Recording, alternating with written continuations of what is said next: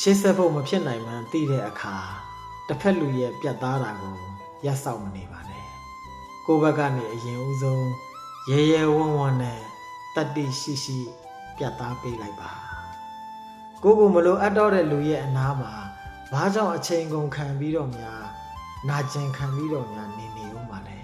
တကယ်လို့ကိုမလိုအပ်တော့တဲ့လူတစ်ယောက်ကိုချစ်နေမိသေးတယ်ဆိုရင်တောင်မှတိတ်ဆိတ်ခြင်းဖြင့်ချစ်ပေးလိုက်ပါကိုရဲ့ရှင်းပြမှုတွေကိုရဲ့နဘူးနစာလုံးမှုတွေကသူ့အတွက်စိတ်အနှောက်အယှက်ဖြစ်ရုံမှတပါဘာမှထူးလာမှာမဟုတ်ဘူး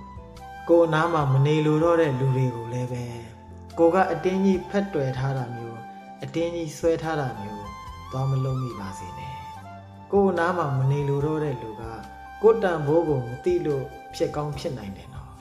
အဲ့ဒီတော့လူဆိုတာကကိုတန်ဖိုးကိုသိရတယ်ကိုတန်ဖိုးမထားတဲ့ရပ်ဝန်းကနေထွက်ခွာလာနိုင်ဖို့တတ္တိတွေလည်းရှိရတယ်ကိုနဲ့ဆုံတွေ့ရတဲ့လူတိုင်းကလည်းကိုအတွက်ကြီးပဲလို့မထင်နဲ့တချို့အရာတွေကကိုနဲ့စုံစည်းလိုက်တိုင်းကိုအတွက်မဟုတ်ဘူးတချို့ကမျက်စိလည်းလမ်းမာပြီးတော့ရောက်လာခဲ့တာတချို့ကလမ်းကြုံခိတ္တခဏဝင်ပြီးတော့ခုန်နာသွားတာတချို့ကလည်းအမောဖြေုံတက်တက်ကိုနားကိုရောက်လာခဲ့တာ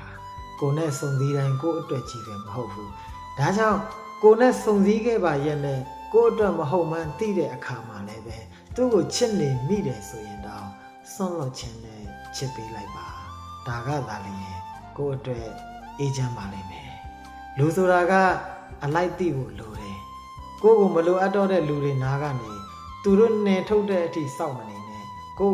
အလိုက်တသိနဲ့ကိုထွက်လာနိုင်တဲ့တတ္တိမျိုးလေးရှိရတယ်ကိုတန်ဖိုးမထားတဲ့လူတွေနားမှာလဲဘာကြောင့်ကိုတန်ဖိုးကိုအမဲ့ခံပြီးတော့နေမှာလဲကိုတန်ဖိုးကိုအ ਨੇ ခံပြီးတော့နေဦးမှာလဲကိုတန်ဖိုးကိုတည်သောအားဖြင့်ကိုတန်ဖိုးကိုထိန်းတဲ့အနေနဲ့ကိုကုံသိက္ခာကိုတည်တဲ့အားဖြင့်သူတို့နားကနေအဝေးဆုံးကိုထွက်ခွာလာနိုင်အောင်ကြိုးစားပါအဲ့လိုလူမျိုးတွေနဲ့လည်းဝေးရှောင်နိုင်အောင်ကြိုးစားပါလူတယောက်ကိုချစ်မိလို့လူတယောက်ကိုလွမ်းနေရလို့ဦးစင်းတို့ပူလောင်နေတာမဟုတ်ဘူးလူတွေကကိုဒုက္ခပေးနေတာလည်းမဟုတ်ဘူးတကယ်တမ်းတော့ဦးစင်းတို့ပူလောင်ရတယ်ခံစားရတယ်နာကျင်ရတယ်ဆိုတာကဦးစင်းတို့ရဲ့မျောလင့်ချက်တွေဦးစင်းတို့ရဲ့အတွေးတွေမစွန့်လွတ်နိုင်တဲ့ဆွဲလန်းမှုတွေကပဲဦးစင်းတို့ကိုပူလောင်စေခဲ့တာအဲ့ဒီအဆွဲလန်းဟာလောကနိယာမနဲ့ချစ်ချင်းမြတ်တာနယ်ပယ်မှာကြည့်လိုက်ရင်တော့တိတ်လာတဲ့စကားလုံးလေးတစ်ခု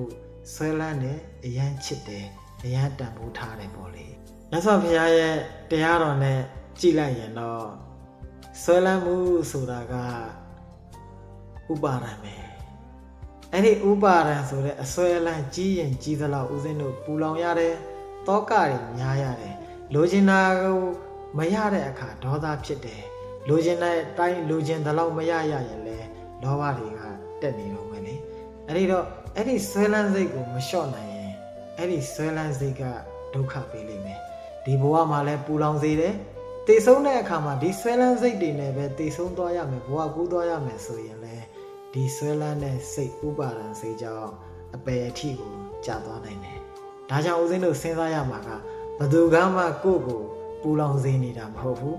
မုန်းလို့ပဲဖြစ်ဖြစ်ချစ်လို့ပဲဖြစ်ဖြစ်ကိုယ့်ရဲ့အတွေးတွေကိုယ့်ရဲ့ဆွဲလန်းစိတ်တွေကိုယ့်ရဲ့အမှတ်မှားမှုတွေကပဲကိုယ့်ကိုပူလောင်စေတာဖြစ်တယ်ဒါကြောင့်အဲ့ဒီဆွဲလန်းစိတ်အဲ့ဒီအစွဲကြီးနဲ့ကိုကဘဝကူးသွားကျင်တာလားလူတယောက်ကိုဆွဲလန်းမိလို့ဆွဲလန်းတဲ့စိတ်နဲ့တစုံတစ်ခုကိုဆွဲလန်းမိလို့ဆွဲလန်းတဲ့စိတ်နဲ့ဘဝပြောင်းသွားခဲ့ရင်